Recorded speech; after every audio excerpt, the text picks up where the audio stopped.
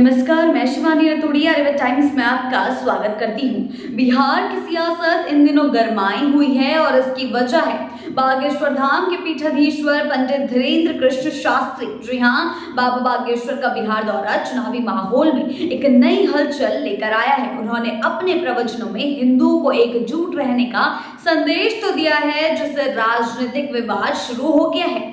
बाबा बागेश्वर ने कहा कि अगर हिंदू अकेले रहेंगे तो वे टूट जाएंगे, लेकिन अगर वे एक साथ रहेंगे तो उन्हें कोई भी नहीं तोड़ सकता।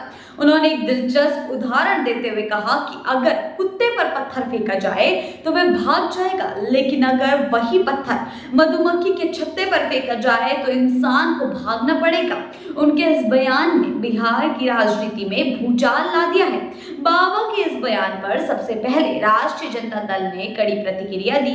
पार्टी ने मुख्यमंत्री नीतीश कुमार से मांग की कि ऐसे बाबाओं के बिहार आने पर रोक लगाई जाए जो समाज में सांप्रदायिकता फैलाने का काम कर रहे हैं। राजद के बाद कांग्रेस ने भी बाबा बागेश्वर के खिलाफ मोर्चा खोल दिया।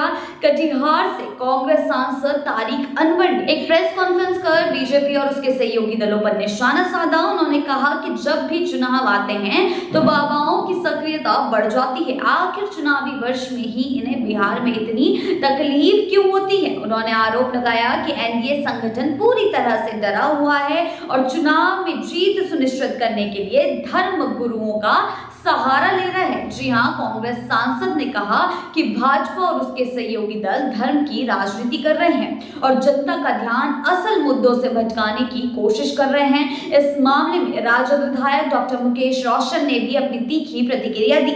उन्होंने कहा कि देश सभी का है और इसे सांप्रदायिक रंग में रंगने की कोशिश नहीं होनी चाहिए। उन्होंने बिहार के लोगों से अपील की कि वे शांति और सद्भाव बनाए रखें और ऐसी ताकतों से सतर्क रहें जो चुनावी फायदे के लिए समाज को बांटने का काम कर रही हैं। विधायक ने आगे कहा कि पिछले 20 सालों में बीजेपी ने कुछ भी नहीं किया और अब चुनाव के समय धार्मिक उन्माद फैलाकर वोट हासिल करना चाहती हैं। उन्होंने सवाल उठाया कि आखिर बाबा धीरेन्द्र कृष्ण शास्त्री सिर्फ चुनावी माहौल में ही बिहार क्यों आते हैं। बिहार की राजनीति में धर्म और चुनावी रणनीति का यह गठजोड़ कोई नई बात नहीं है। चुनाव नजदीक आते ही बाबाओं की सभाएं, प्रवचन और विवादास्पद बयान सुर्खियों में आ जाते हैं। विपक्ष का आरोप है कि बीजेपी जानबूझकर धार्मिक ध्रुवीकरण कर रही है ताकि जनता का ध्यान महंगाई, बेरोजगारी और विकास से हटाया जा सके। वहीं बीजेपी इस मुद्दे पर चुप्पी साधे हुए है, जिससे राजनीतिक विश्लेषकों के बीच अटकलें और भी ज्यादा तेज होती जा रही है। बाबा बागेश्वर का बिहार दौरा